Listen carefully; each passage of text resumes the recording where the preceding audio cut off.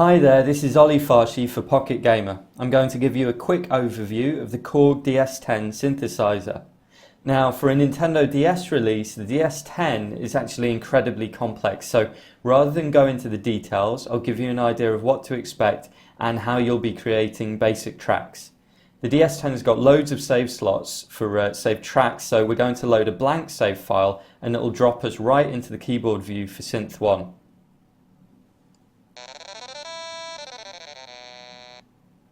I can jump to the map view at any point just by pressing the top right of the screen. The map view provides a detailed overview of the different synths and the flow of sound through the DS10 setup. For now, we're going to jump back into Synth 1. Synth 1 has got a variety of different configuration options. For instance, you can change the keyboard octave, making the notes higher or lower.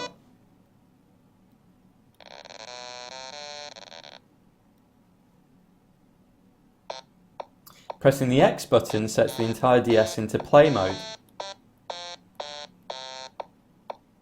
Once you're in play mode, everything is quantized, so it's put in time for you, and if you hit the record button, you're able to record live into a 1-bar loop.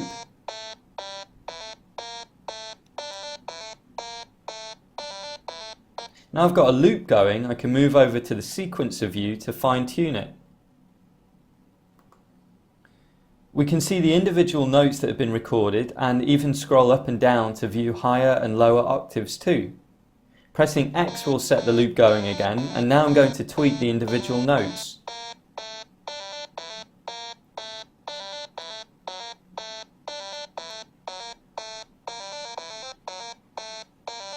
And once I've got that little loop going, I can scroll through various other sequencer options such as note volume and note panning. It's quite in depth.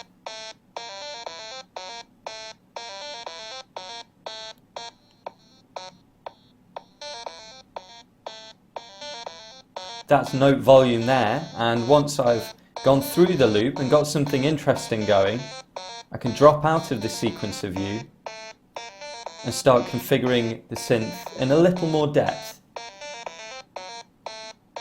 So the next thing I'm going to do is move through to the Chaos Pad. The Chaos Pad is a fantastic way for inputting more natural sounding effects. So I'm going to play around with a low pass filter.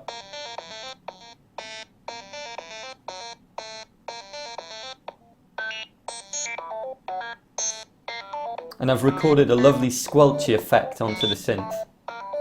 With the squelchy effect recorded, I can move through to the edit view and actually see my filtering in action. We can also use the screen to change some of the synth's fundamental properties such as waveform, portamento and octave. And I could even toy with the patch bay a little.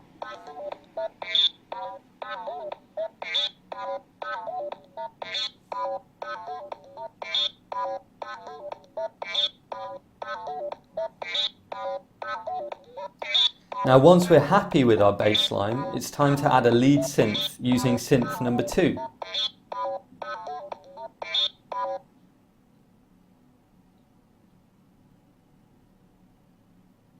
I'm going to do something slightly different this time. First, I'll enter the rhythm in using the sequencer.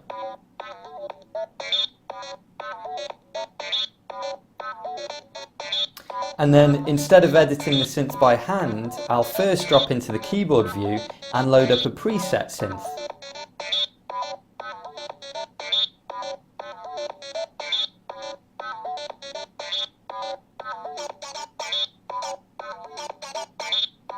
I'll drop through to the Synth 2 editor, and now I can tweak the preset until I'm happy.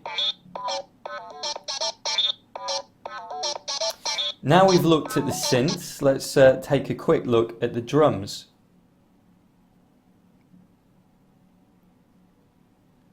At the moment, we've got a standard 4 to the floor kick drum rhythm, and we desperately need to spice things up a bit, so I'll add a few percussive elements.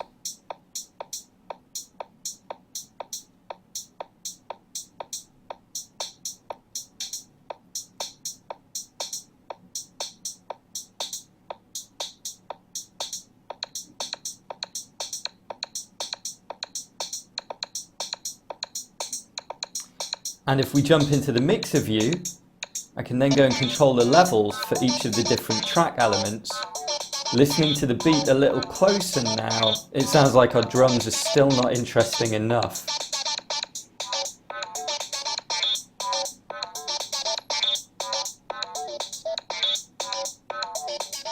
I think I'll move into the drum editor and tweak the kick specifically.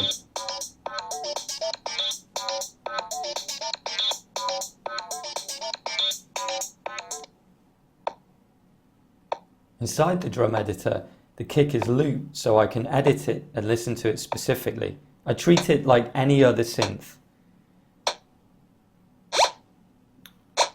Now this kick sounds pretty cool, but it's going to be too loud on the main track. So the next thing I'll do is use the mixer to control the kick level.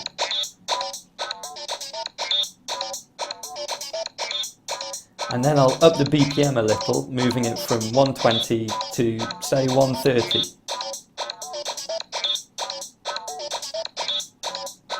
Now we've got this loop going, the final thing to do is add a few effects using the effects module.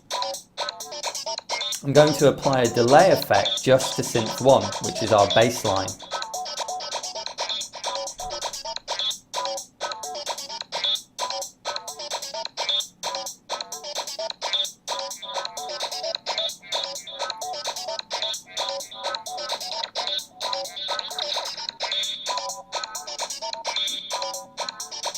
And with that, we've got a complete loop created using the Korg DS10 synth.